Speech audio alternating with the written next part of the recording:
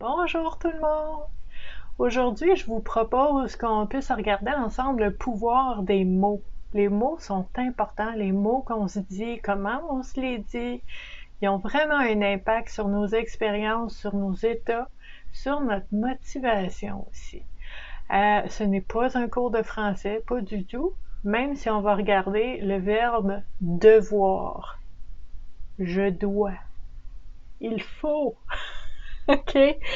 On va regarder toutes les différentes façons avec cet exemple-là que les mots qu'on utilise ont un impact sur comment on se sent, sur notre degré de motivation, sur notre degré de confiance en soi, sur notre état, comment on se sent. Donc les mots qu'on utilise sont très, très, très importants. Je vous partage ça dans le cadre, en fait, d'une réflexion qui peut être intéressante au niveau du bien-être et de la santé mentale, comme on fait toujours ici sur la communauté Vivre à coup de cœur. Donc, on regarde le verbe devoir. Première chose, quand on dit « je dois »,« je devrais »,« il faudrait bien que », OK? Il faut que je fasse quelque chose. Ça va vraiment me donner l'impression d'être obligé, OK? D'être obligé de mettre de la pression, OK? La volonté n'est pas vraiment là. Et souvent, vous remarquerez que quand vous-même vous dites « Ah, il faudrait que je fasse telle chose » ou « il faudrait que tu fasses telle chose », ben souvent, ça se traduit en « je le ferai pas ». OK? Par exemple, une personne qui dit « Ah, je devrais aller te voir plus souvent ». Ce n'est pas un engagement. Je devrais aller te voir plus souvent n'est pas un engagement, c'est un sentiment d'obligation. Et l'être humain ne veut pas se sentir obligé. Donc, résiste fortement à ça. Donc, si on se dit nous-mêmes, il faut, je dois, je devrais, il faudrait que, ben, ça crée de la résistance tout de suite. OK? Donc, on va être prudent avec ça. Deuxième chose qu'on peut faire avec le verbe devoir, c'est, par exemple, quand on dit « il faut que je fasse quelque chose », ben ça va chercher de la résistance aussi au niveau du sentiment d'autorité. Résistance à l'autorité, se sentir obligé d'obéir à quelque chose. Ça, c'est pas facile, mais je vous dirais qu'il y a l'envers de la médaille aussi, dépendant de comment vous l'avez conçu, puis comment vous le ressentez. Si vous dites « il faut que je fasse telle chose », puis que ça vous motive, ça vous inspire, ça vous donne comme une image de « je vois ce que je dois faire et ça me donne le goût de le faire ». Donc, il y a ça. Okay? Quand on dit « il faut que je fasse telle chose », ça dépend. Ça dépend comment vous le dites. Qu'est-ce que ça veut dire pour vous? C'est quoi les images que vous voyez? Donc, ça peut être la résistance au niveau d'être obligé, au niveau d'obéissance, ou ça peut être au niveau du pouvoir personnel. Je me donne le pouvoir de faire ça, parce que je le vois dans ma tête, ce que je veux faire. Okay? Donc, celui-là, ça dépend. Okay? Ensuite de ça, on peut dire « je peux le faire ». Ah! Ça, qu'est-ce que ça fait? Ça ouvre des possibilités. Ça ouvre le champ du possible. Ça ouvre des options et ça nous permet de se sentir capable. Quand on se sent capable de certaines choses, ça va augmenter notre confiance en soi.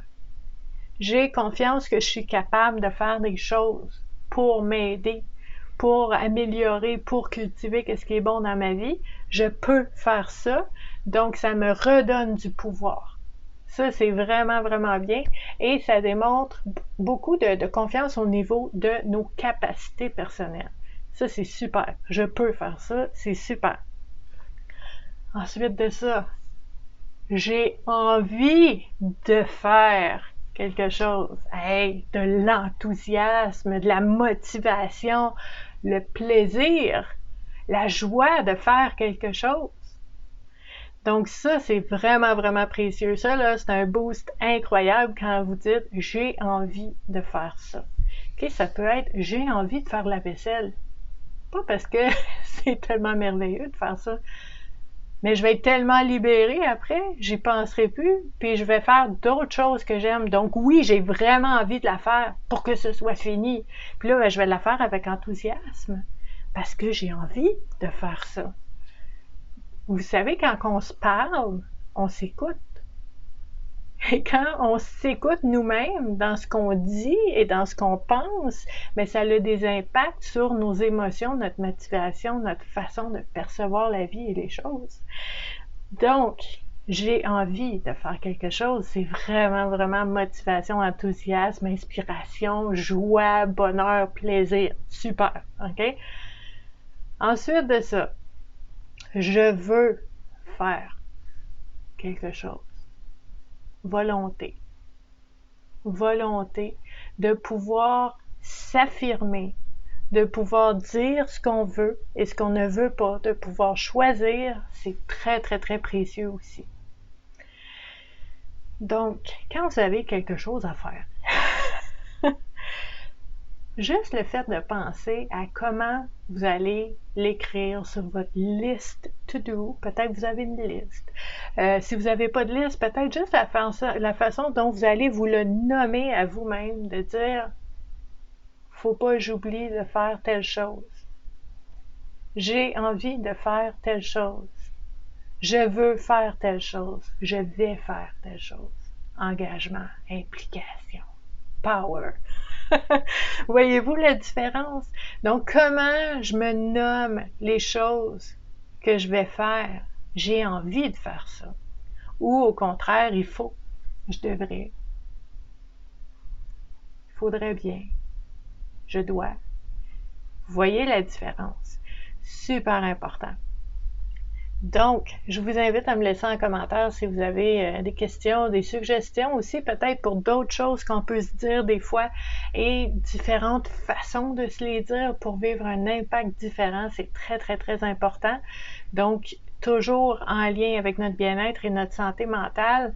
Tu sais, on est affecté, on est influencé par ce qui se passe autour de nous, mais on est aussi beaucoup influencé et on vit les impacts dans notre vie au quotidien de ce qu'on se dit à nous-mêmes, puis ce qu'on croit.